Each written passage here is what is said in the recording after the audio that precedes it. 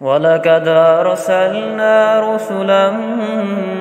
من قبلك وجعلنا لهم أزواجا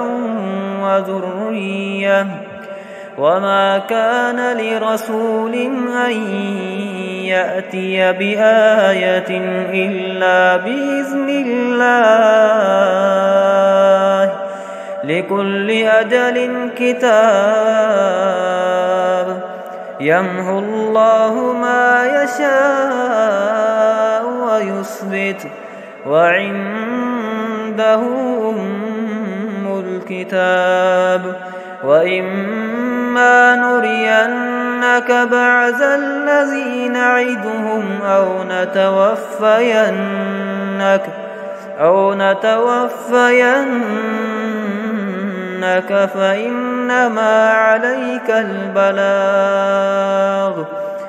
فإنما عليك البلاغ وعلينا الحساب أولم يروا أنا نأتي الأرض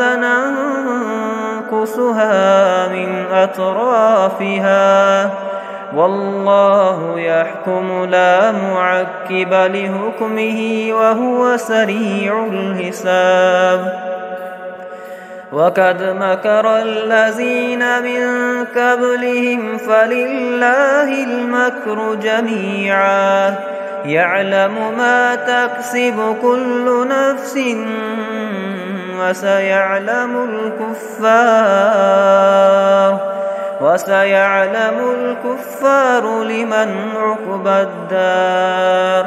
ويقول الذين كفروا لست مرسلا قل كفى بالله شهيدا بيني وبينكم ومن عنده علم الكتاب